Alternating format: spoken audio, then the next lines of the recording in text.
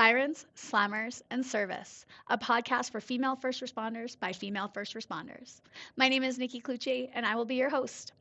As a former correctional officer in Alberta for almost 2 decades and the founder of Blue Line Fitness Testing, which provides law enforcement fitness testing and first responder wellness workshops, I started this podcast as a way for female first responders to share the trials, tribulations, and triumphs of their daily work.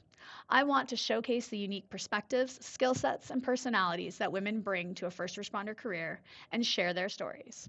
So get ready to laugh your ass off, learn a whole bunch, and be inspired by some pretty badass women. Let's go. Hey guys, wanted to pop on here before we got into this next episode and let you know about a couple new rad ideas that we have for the podcast. So, the first one is we have a survey up, and I would love to know what you guys think about the show. I'd love your feedback. I'd love your ideas for the next season. And I just love to know what you like and what you dislike about the podcast. And I'm going to sweeten the deal with a $50 gift card randomly drawn from everybody that completes the survey. The survey is going to be in the show notes of all of our shows. So no matter what time you start listening to the podcast at, you'll get a chance to win that gift certificate. The second thing that we're bringing in now is the ability for you guys to leave us a voicemail. You guys can actually call into the show, leave us a voicemail, let us know what you think about the show. If you have a funny story you'd like to share from your time as a first responder, I would love those and showcase those on the show as well. So make sure you guys check out that voicemail feature. It's going to be in the show notes, and check out the survey. Make sure that you get that chance to win that gift certificate. And now let's get back to what we all came here for, and that's another badass female first responder. Welcome back, guys. We are back with season 5. Can you believe we've already hit season 5? And today I am joined by a very unique guest. I'm joined by Megan Wells, who is a criminal intelligence analyst with the Edmonton Police Service. She has been with EPS for 17 years in total, 15 years as an analyst, and she did 2 years prior to that as a clerk working as an administrative assistant. And Megan is really unique because she is a hybrid. She is actually a civilian that is working within Edmonton Police. And I cannot wait to hear your story today, Megan, to learn about what you do. I've always been really interested in this just with my criminology background and like the studies I did at U of A, in kind of knowing exactly what you do and how we pull stats and demographics and things like that to be able to utilize to effectively put out our police officers in the best location. So welcome. How are you today? Thank you. I'm really good. Excited to be talking to you. How are you? Good. We're back into January. We're out of the holidays. It's back full bore, back into everything, and Absolutely. just super pumped. I'm really excited to have you as our first guest for season 5. Like I said, I think the unique role that you play is really interesting, and I think our listeners will really resonate with it because there's a lot of people that reach out to me that say, I don't really know if like being an officer is what I want to do. Like I don't know if I want to be boots on the ground in uniform, but I'm still really interested in the law enforcement side of things and kind of the like analytics and stuff. So I'm super pumped to have you. Renee, one of our previous guests from season 4, recommended you come on the show, and I'm so glad you said yes. So I just wanted to turn it over to you. Tell me, how did you get into this role, and what do you do kind of on a day-to-day basis? Okay, yeah.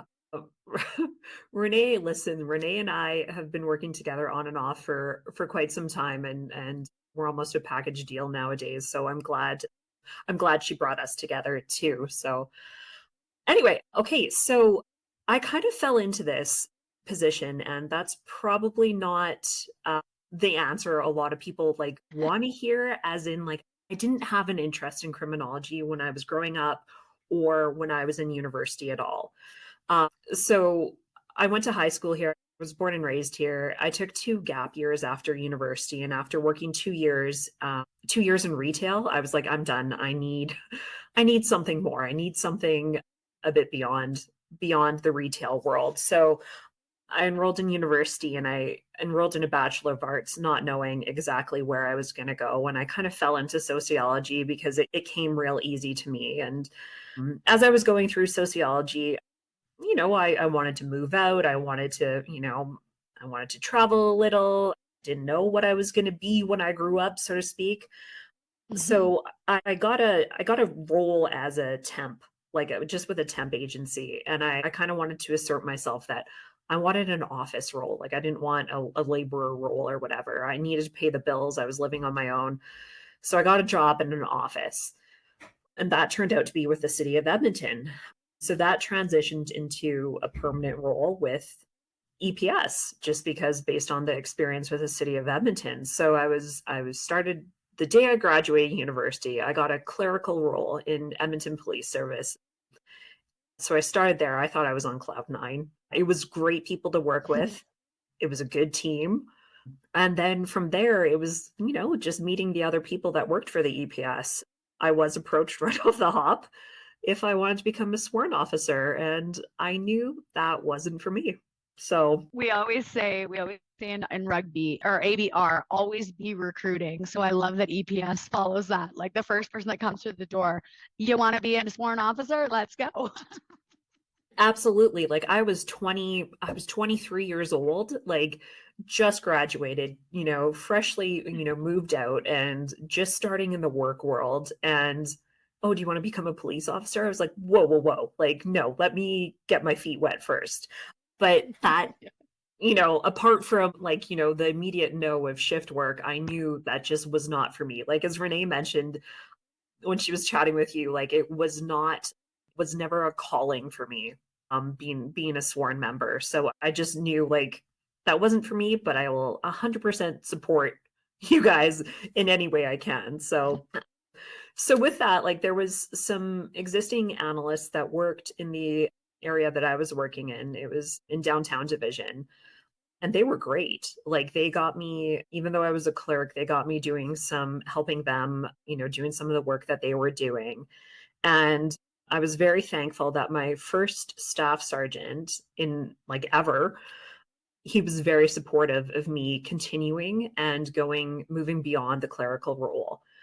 So I was talking to the sergeant it was a manager, it was a civilian position at the time in charge of the analysts. And he encouraged me to get a little more specific training. And then with that support of that staff sergeant, I took a course through Canadian Police College, criminal intelligence analysis. And just to this day, I'm so thankful that my staff sergeant allowed that and really encouraged me to grow and develop into the analyst role.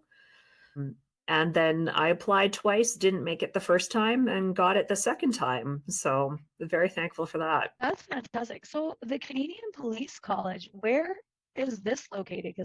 There is two locations, and I mean, okay, this was back in 2007, 2008 era.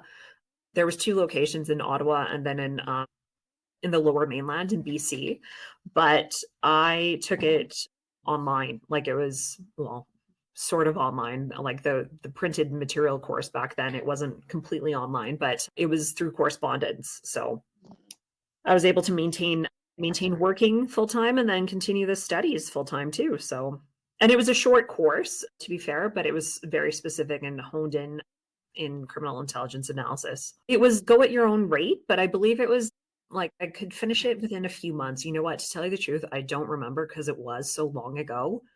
And I didn't keep the course material because it was things have changed so much. Like through the years, I go back my old training and I take a look and I was like, things have changed. We do things a lot differently now. So I can't remember how long it was. Yeah.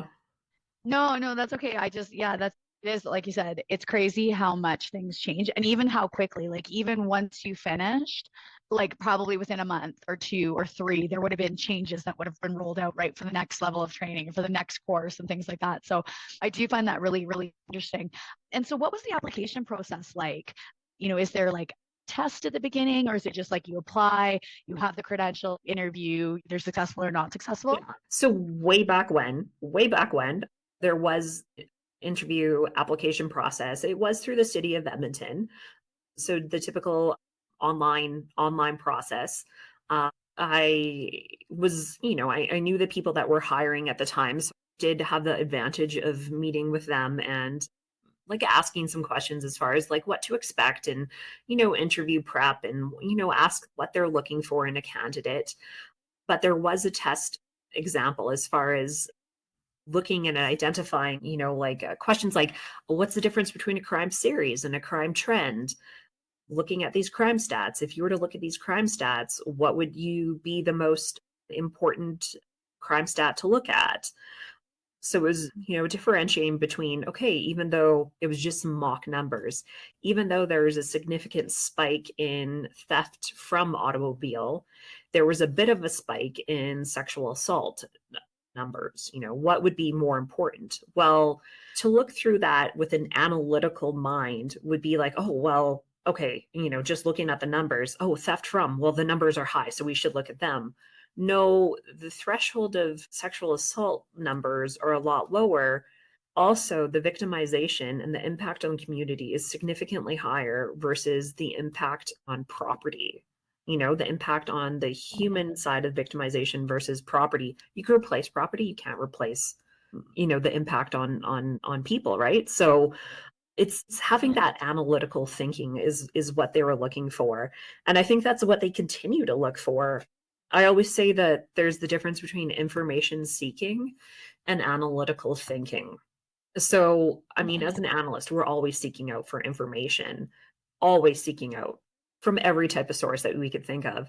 But then it takes the analytical mind to really put that information together, piece it together, do your analysis, hone out what's important, identify trends, identify people, identify anomalies in the information, to put it all together to make it actionable. Yeah, I think that's so fascinating. Like, just again, just the different aspects of things that you look at, and like, this little subsection of this is then related to this or not related to this, and then how does that play out? If you almost like you're following the flow chart down, right? So if this equals this, then does it equal this? Or if this does not equal this, then does it equal this? So, Absolutely. yeah, Absolutely. really interesting to me. Yeah, and absolutely. Like, and I mean, it's not doesn't just fall on us, it's always like, it's never just us that's working on something, it's a team, it's the investigative team, it's other analysts, it's intelligence clerks, it's the sergeant. And that's what I really like about this role. Yeah. And so, the evolution of, you start, you're brand new, you don't really know what you're doing necessarily, right? And we always say, you learn what you learn, and then you get into the job and you learn that what you learned really does not have a lot to do with what you're going to do. Yeah. So that kind of evolved. Like, you're coming in on your first day, that excitement, obviously, of like, wow, you were saying, felt like you won the lottery when you're getting this job. But how does that evolve kind of as you're walking in, starting that work, and have the responsibilities changed in regard to what you're looking at and the information that's kind of shared with you? I think like there's a lot of different things. Like, so there's a handful of analysts within the EPS. So there's over 30 of us, I believe. And we all have different roles, like whether it's an investigative role or in like a role in the division, like a community role or strategic role with some more heavy reliant on data. And luckily, like I've been in a lot of those different positions, so I've seen, I've had that experience, and I think that experience has basically given me the confidence to be able to make the suggestions, to have my own voice, to to make these decisions as far as that analytical thinking goes. Like a few years ago, I was going through some of my really old original stuff that was on saved, and I was looking at this analytical product that I was doing, and I was like, this isn't good. Like, I was like, this is giving the accurate information, but I'm not making any suggestions or recommendations as far as where police should be paying attention, like, whether it be where crime is happening or, anomalies, if there's a spike in crime in a certain area. I was giving the information, but I was letting the police, like, my audience, so to speak, make the conclusions. And this is the role as an analyst. I was just young. I was like, well, what do I know? I'm just a civilian in a police environment. So it took me some time and experience to really, for me to build that voice, I guess, to build the confidence in as far as making the decisions and putting forward recommendations. Stay with us. We'll be right back. Hey guys, wanted to pop on here before we got into this next episode and let you know about a couple new rad ideas that we have for the podcast. So, the first one is we have a survey up, and I would love to know what you guys think about the show. I'd love your feedback. I'd love your ideas for the next season. And I'd just love to know what you like and what you dislike about the podcast. And I'm going to sweeten the deal with a $50 gift card randomly drawn from everybody that completes the survey. The survey is going to be in the show notes of all of our shows. So no matter what time you start listening to the podcast at, you'll get a chance to win that gift certificate. The second thing that we're bringing in now is the ability for you guys to leave us a voicemail. You guys can actually call into the show, leave us a voicemail, let us know what you think about the show. If you have a funny story you'd like to share from your time as a first responder, I would love those and showcase those on the show as well. So make sure you guys check out that voicemail feature. It's going to be in the show notes, and check out the survey. Make sure you get that chance to win that gift certificate. Did you find coming in as a young female that there was also a little bit of that hesitancy, or that it takes a little while to find your voice and find it in a way that is going to make the impact that you want it to make when you're being asked for your opinion, or when you feel like you need to speak up about something? Yeah. Yeah. Yeah. Yeah. It was tough. And it was stuff that I realized like after the fact. Like at one point I had a male partner and he was great. Like he was Mhm. smart. He knew his stuff. He was amazing. But everyone always went to him for help. So they would come back and, hey brother, hey brother, hey brother, like, and it was just constantly like, that bro attitude. This was Yeah. this was probably 15 years ago now, but so it was really difficult. Like even the more interesting work, like the file works or the, investigations that detectives needed assistance on, they would always go to him first. And it really put a strain, not just on our relationship, but like me having the confidence to speak up. But it finally got to the point where I was like, this can't go on. Like I have to be involved in these investigations and these requests. Like I don't want all the fun stuff, so to speak, to go to him. So Mhm. I remember there was that one point where I I was working on a map. We have this mapping program, laying out some data on a map, mapping it all out. And I was like, oh hey, I need some help. Can you just show me how you do this? I knew how to do Mhm. it, but it was Yeah. just breaking that ice. And Yeah. I don't know, like as a feminist, if that was a very smart move, but guess what? Broke down those barriers. And then I was like, oh, hey, while you're at it, like, hey, what are you working on? Oh, you're working on that robbery series. How about the next one that comes up, or the next series that comes up, you give it to me and then we could share the caseload. Oh, yeah, sure. That sounds good.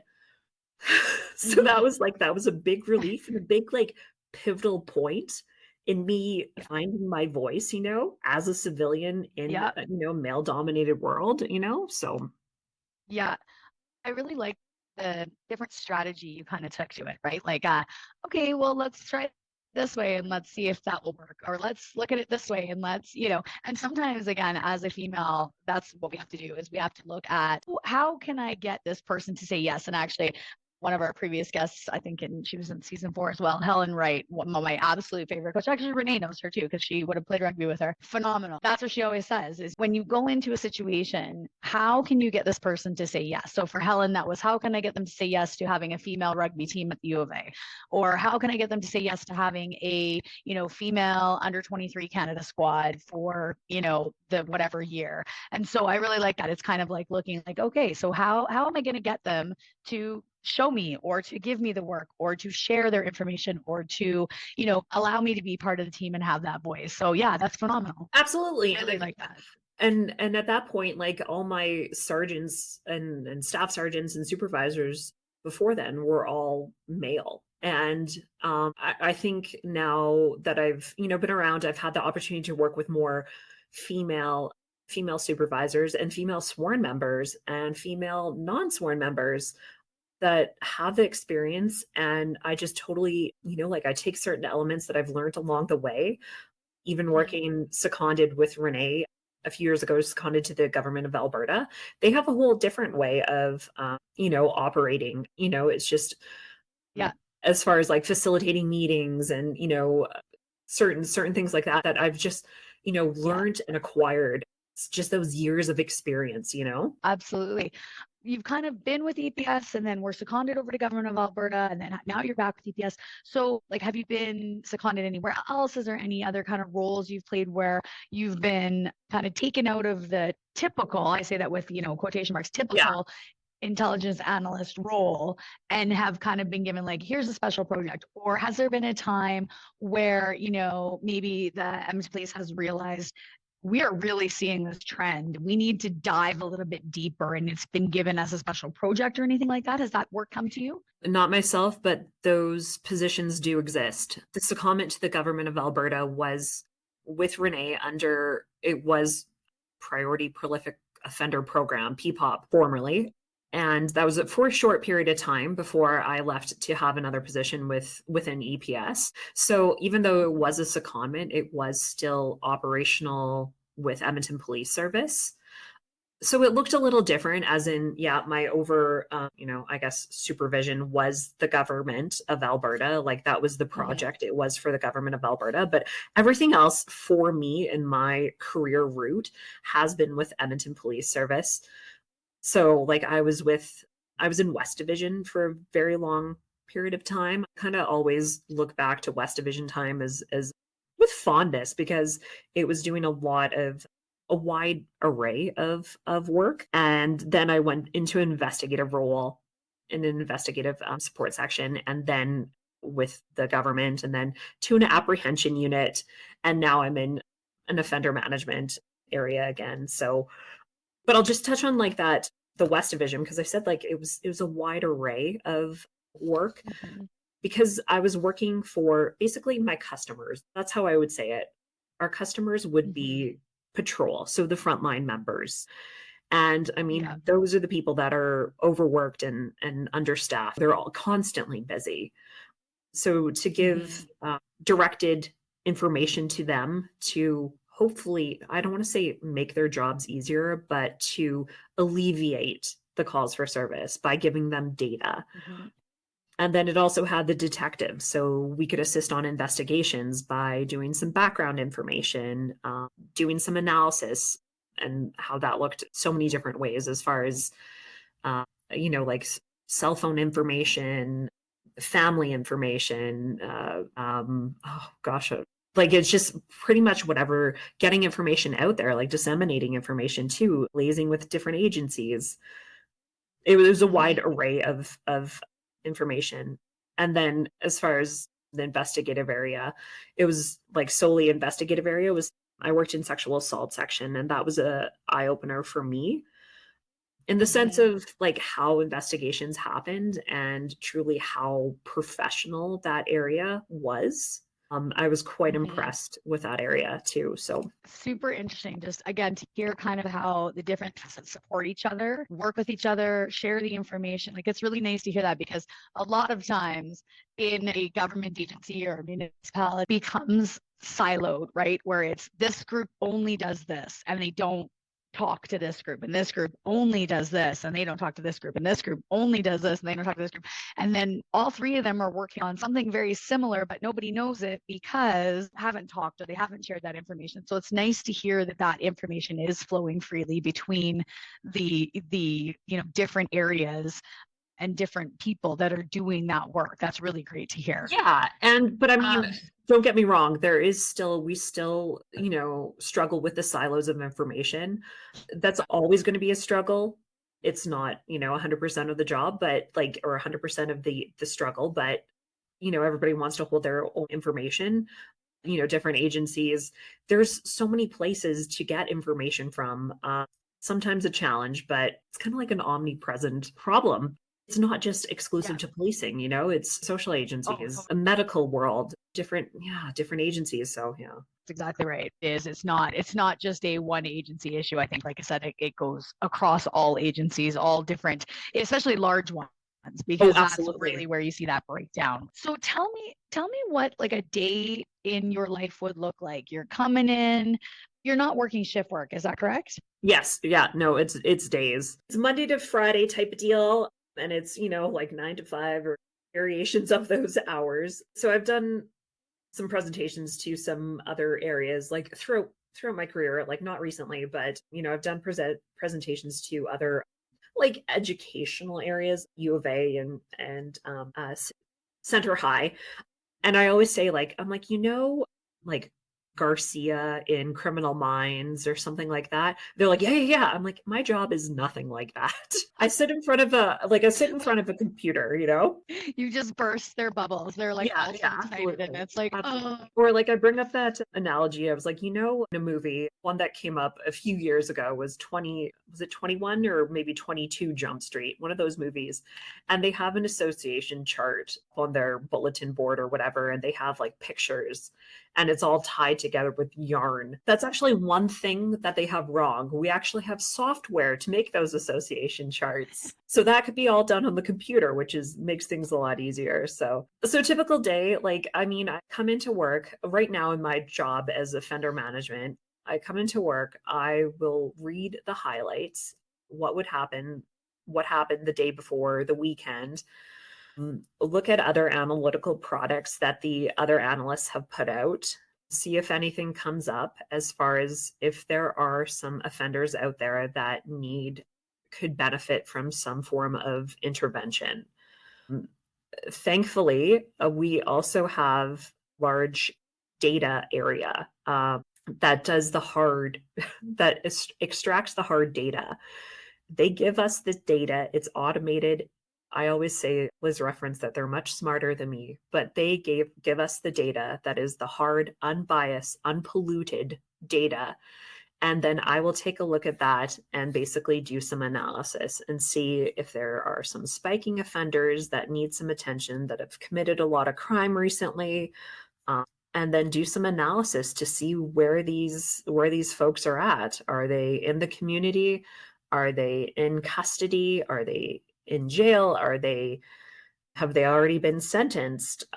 Are they living in Edmonton? Have they just come from somewhere else and committed a large chunk of crime? So doing some analysis with that is basically trying to do all that information seeking to do that analytical thinking. So digging up all information I could get my hands on through the databases that we have access to. And then I would meet with a team as far as seeing, like, maybe bringing a new offender forward, as far as like saying, okay, this is where this person is currently in custody. There's a chance that they may get released. They would definitely benefit from some form of intervention services. Or there's evidence that they, have a house, have a residence. Maybe you need to meet them at their residence, see if they're there and see what's up. But then also doing the, I guess, reactive needs of whatever else is needed in the area, whether it's like disseminating some information, digging up some more information on an offender. Again, it's just seeing where they're at, trying to find out information on the offender to see like how our navigators can be put to use. not Yeah. offender specific, right? It's So- more like this style of offender. Yeah, so I don't do that. Like, I will identify the offender solely based on data. What the offender has been charged with in the past, like in the past being up until like last week. And based on that is how we obtain, and then, what this person was charged with 5 years ago. So it's solely based on data. There's no other, biases that come forward. So I look at that data and see if this person is number one. Okay, then I'll take a look at that person and see, okay, just kind of what type of offending they have done, where they've done it, what they're doing. I don't make those case plans. It's the detectives alongside with the navigators that make those case plans. I would just present it. Here's this person. Here's where they are. Here's the information. What you do with it, that's not me. That's the detective and the navigators. From there, how are you giving recommendations? Like, is there a daily meeting? Is it like email? Is it like, how are you you're putting together all this information, and then how is the information then shared out with people? So that's just within our unit, like in Mhm. diversion and desistance branch. So it's like it will be a discussion with the team, like the team of detectives, and through involving the sergeant, which is Renee Martinek, a discussion. So however they need it, I'll get that information to them because it's a relatively small group of detectives. It is pretty easy to communicate that. We do have our own, records management system that is put forward if a person is successfully brought out onto the caseload. And like that's just this position within offender management. Like there's other recommendations that, there might be someone that comes forward through a specific area in the city or a different unit within EPS that a person might come through for the intervention and suppression for the offender management here. Mhm. So it's not just our area that's doing the offender management. It's citywide, and it's keeping that communication open as much as we can. And so then what kind of not day-to-day tasks, but would pop up as kind of like oh, this is a new thing, or oh, here's something we should be focusing on. How are you guys made aware of that? Is it like, frontline officers? Because I believe Renee had said that you guys, and it might not be you, but I feel like it was you, like are going through the day-to-day reports that officers are putting in, and you guys are like basically screening for trends, or you're noticing like 5 officers in this area of the city have reported, an interaction A with this type of offender, or they've been called for to sure. this type of calls. So how does that kind of work? Like you So guys are like looking we're for not that stuff? yeah, we're not reading like every single file, but there's also like, like I mentioned before, like when I was in West Division, there still is analysts tied to every division. So they would look at the crime in the area and determine the trends or series that are popping up. So a trend would be like, I mean, it's no secret. It was in the news. It's been in the news as far as like catalytic converters. Yeah. So then identify like, okay, what are some trends? Has there been anyone arrested in the past who's been responsible for stealing catalytic converters? Who are they? Who are their associates? Who was in the area during that time? What are the hot spots? And as far as like looking at who's been identified, so I mean, information's coming in from the divisions as well. So like we've got lines of communication with the other analysts. Like there's, like I said before, there's about 30 analysts, and they all come from a diverse background, and they all are very, very smart people. So I'm lucky to be, working in such good company with them and have the conversations, that we do as far as the lines of communication about like, oh hey, look at this guy. What about this guy? What about this person? So it's not just us identifying the trends, it's the analysts, it's the patrol members, it's sharing that information. And it could start from a patrol constable on the street emailing an analyst or field intelligence officer and being like, oh, hey, I've noticed an uptick in these files. Have you noticed anything? And just the conversation starting from there. So, Okay. Yeah, that's okay. It's nice to hear, like I said, that it's that two-way flow of information. It's not just coming top down to the officers of like, hey, we believe that this is what's happening, so therefore we're going to put our focus on it. It's that officers have that input to say, we're seeing this. This is what we're picking up on, and can we have a little bit more information on that? So yeah, that's excellent. well, And absolutely. And so I mean, we're stuck like as analysts, like we're in the office, like we don't see what's going on firsthand, and there's information out there that's not documented, or maybe we don't have access to because it's not necessarily recorded, right? And it doesn't necessarily need to be recorded.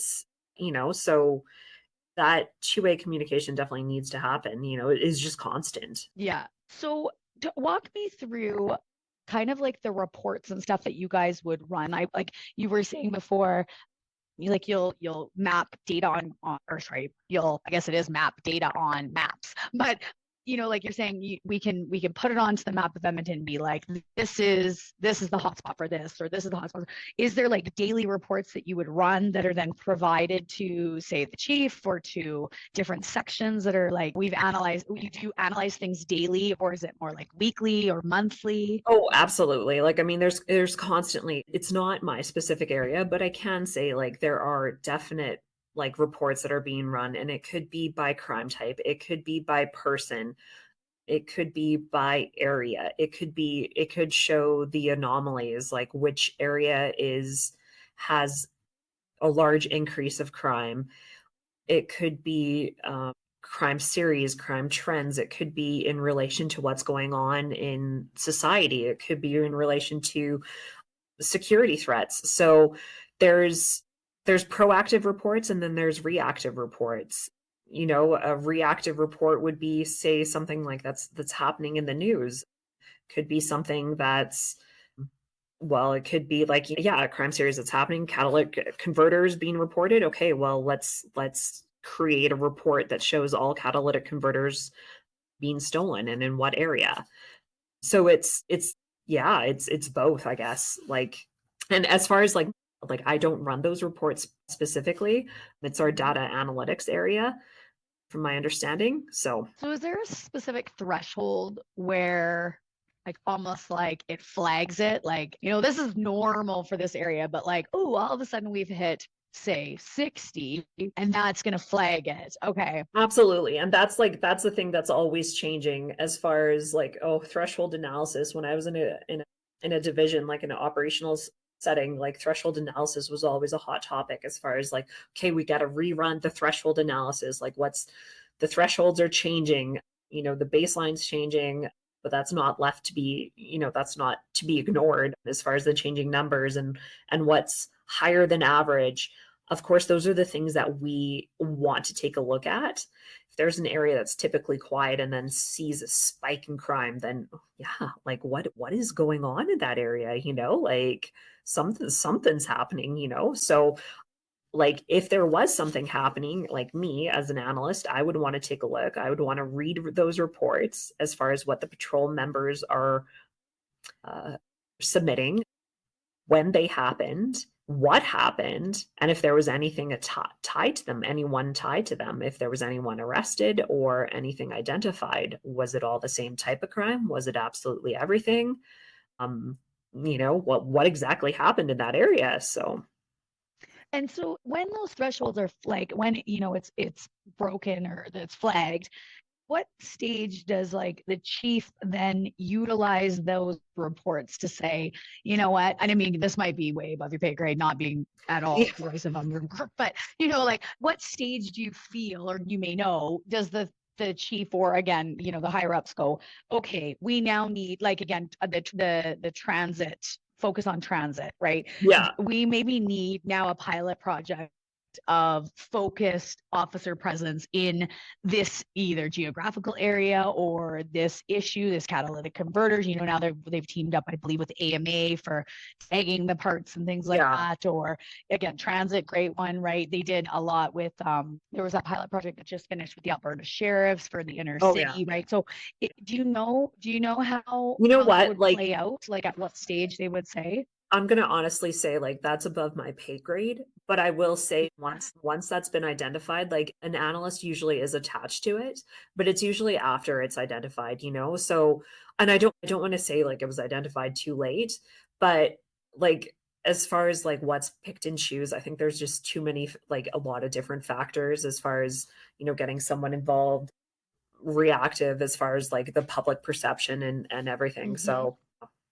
And I think with any of those, right, it becomes whose agenda is it, right? Did somebody in the public, is because again, we are public servants, right? Law enforcement, taxpayers pay our salaries, and and so when the taxpayers speak up loudly and angrily about that they don't feel safe on the transit system, or they are super pissed about every day they come out and their catalytic converter is gone, somebody got, the whole neighborhood got hit, things like that, that I'm sure that does play a large factor into it, right? Is the public pressure and and again, or just public awareness that is happening, right? Because I'm sure catalytic converters were being stolen way before we ever really got, wind of it and paid attention to it. It's just that all of a sudden there was, again, like you said, that bike, and everybody went, whoa, wait a minute. And oh, wow, it's really expensive to replace that. And it's a big pain in the butt to replace that, right? It's so Absolutely. yeah. Absolutely. And I mean, that's not to undermine like, the importance of that, but like there's also a lot of crime that happens that doesn't go reported that, we don't know about, right? Like Yes. not just analysts, but the police too, because, people out there might be like, my car was broken into, just my sunglasses and some change was stolen.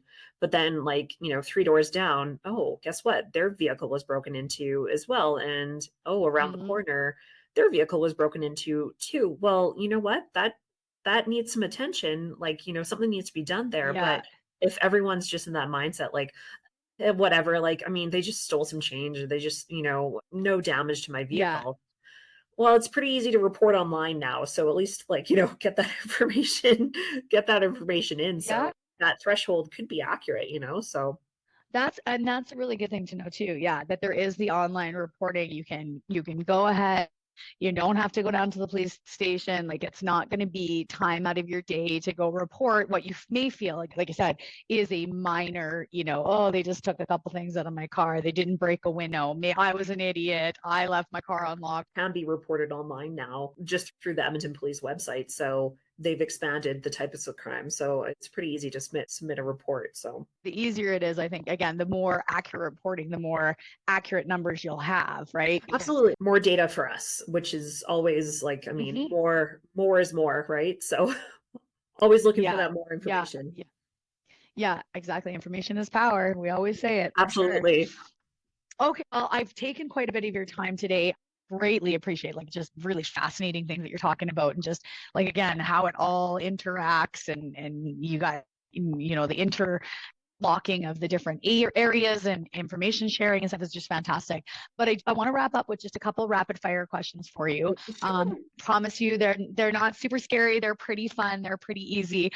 And I always ask this one of every single one of my guests, but what would be, as you're crunching those numbers and you're analyzing that data and you're getting all that information, what is your favorite food or snack while you are working? It's a pretty sedentary job. So I need something to fuel like just being bored. So I'm going to be an old lady and say cottage cheese with some flaxseed on top. There you go. I know it's healthy. It's good for you. It's a high protein source. I mean, like I like it. I absolutely personally detest cottage cheese. Like it is one thing that actually, like as you said it, I gagged in my mouth and I was like, ugh, oh my God. My husband loves it, and he will take like a huge scoop of it and dump it on his plate in front of me, and I'm like, ugh. Love it. Protein and calcium. It's like it comes up all the time in nutrition like talks and fitness, like fitness forums. So cottage cheese, and I'm like, not a chance. I mean, I can put it in lasagna, and I can eat it in lasagna with spinach and like the rest of the lasagna. You want me just to eat it out of the no, oh my God, no, absolutely not. Absolutely not. Okay, but hey, it is healthy, so good for you, because it could have been something bad like chips or things like that. No. So good job on snacking healthily. Okay, the next thing I want to ask is, what would be a piece of advice that you would give to somebody, say a young female coming out of school that's interested in this role, or interested kind of in this, like again, this hybrid work that you're doing with Edmonton Police? Persistence and patience, I think. I had to start, like I started from the bottom and I worked my way up, but I didn't give up. I didn't get the role of an analyst the first time I applied. So I had to be persistent and I had to be patient. I knew this is what I wanted to do after I came in the world of policing. But I also started as a clerk 1, and actually those positions don't exist anymore. So I started at the very bottom doing data entry, then became like an administrative assistant, and then got the extra training, then became an analyst. So it was the persistence and the patience. I really, really like that because I feel like that plays out to so many different roles as well. Because in this day and age, people get, you get the rejection letter, and I feel like people just take that as like, oh, I'll never be that then. Nope, I wasn't good enough. I'll never be, a firefighter, a police officer, criminal intelligence analyst, whatever, right? Yeah. No, it's just not in the cards for me. When really it's like, and I say this to, again, lots of people with, I do fitness testing for law enforcement. You failed the test today. That doesn't mean that that's it. That doesn't mean that now the job is gone. It just Absolutely. means that you didn't pass today. It means that you need to persist and you need to be patient and you need to do the work. I mean, there's also that part. You can't just go out and be like, oh, I failed, darn, and not do anything about it, right? Do the work. Like, you, again, Absolutely. you didn't get it the first time. What did you do? You kept working. You got the training, right? Like, so, absolutely. Yes. And being persistent to like, as far as ask, like, what exactly are you looking for? And then get more training between the next time you applied. And then if you don't get it the second time, do some more training, get some more experience. And there's the criminal intelligence analyst role in other police agencies, and the RCMP, there's crime analysts as well. So, like, there's that option too of, moving or, looking elsewhere geographically too. Yes. I think that is the key thing too, is although that may be your dream agency to work for, it might not be in the cards for you. It doesn't mean then that job does not, that you can't still do that job. You can still do that job, just maybe not with that agency. So Absolutely. Yeah, really, really like that. Yeah. Okay. Last one I have for you. What is a particular challenge that you face that's really specific to your role? And it may be that it's a challenge you face on the day-to-day, it may just be, an overarching theme challenge that you deal with in your role, but what's something that you're dealing with that's really challenging as a criminal intelligence analyst? I think it's keeping up with all the technology and all the databases that are available. Because there's so many roles of the analyst within EPS, we each have our own strengths. And I mean, that's a good thing. Like, that's a good thing. But, like, for example, the mapping, I haven't had to create a map for quite some time now because it hasn't been applicable to my specific role. So I do want to make a map. Like, I do want to, refresh my skills in that software. But at the same time, it's like, well, okay, if were to ever arise, well, I've got X amount of analysts that would be able to help me out and are amazing at it, So just the changing technology, it's ever changing, which is amazing, but it's also keeping up with it. But we all have our own strengths, which is even more amazing, So, half of me is like, well, why should I bother about the mapping element if I don't need it? So Yeah. I always say, if I don't know the answer, I know who to ask. Yes. Yeah. Well, I think that plays into, again, that collaboration, right? Of, yes, you are a single criminal intelligence analyst, but you're a member of the team that, Absolutely. that is also doing this work. And so you don't necessarily need to be the jack of all trades if you have people on the team who excel in that. Absolutely. Like, that's just better, more efficient, more effective work, right? To Yeah, utilize the team. So I do not hold back. Like, I do not pretend to know everything, like, I would not be able to make a map now. That's okay. To me, like, I'm okay with that. Yeah. Well, and like, again, there's people that can. So Absolutely. why put your energy into something when there could be something, like you said, there could be something else that you're learning that's more pertinent to your day-to-day role. Maybe they've changed that database, or they've changed that software, and it's like, oh, I really actually need to learn this. Yeah. Well, it has been absolutely phenomenal tonight, Megan. I have learned a lot. This is one of the things I love about this podcast, is just I learn so much talking to all these different female first responders and the roles they're playing, the education they have, like the day-to-day work that they do. So I really, really appreciate you taking the time to kind of sit down with me today and to go through this stuff and just, really kind of delve into what I feel very important work that you do, because it really guides the day-to-day work of the frontline officers in a targeted and important way. So thank you so much for that. Any last words that you might have for our listeners?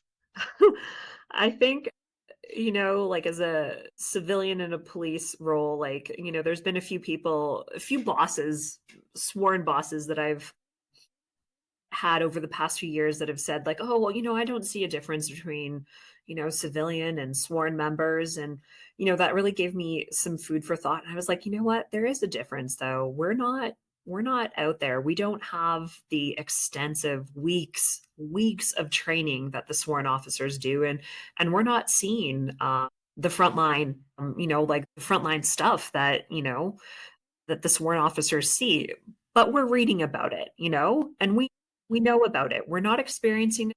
We know about it and we're experiencing it. So yeah, like I mean, we should have that voice because we do know what's going on.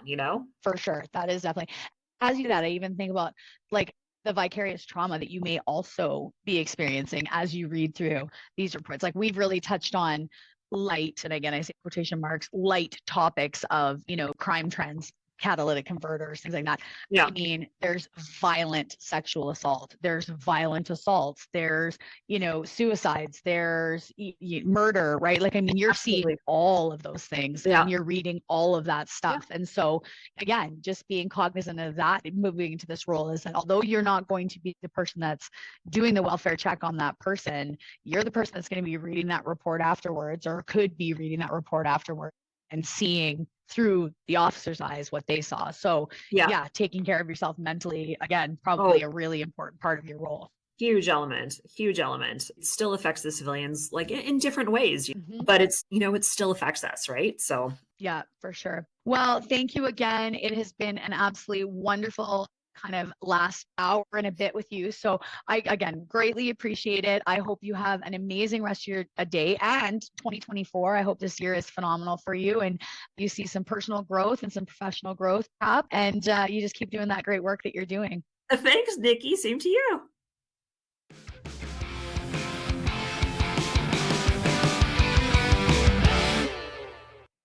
Well, that's it for today, folks. Thanks so much for tuning in, listening, giving me your time, your energy, and your attention. I completely appreciate it. Make sure you check out our next episode with another badass female first responder anywhere you get your favorite podcasts. And follow us on Instagram and Facebook at bluelinefitnesstesting.com. I hope you stay safe, keep your head on a swivel, and watch your six.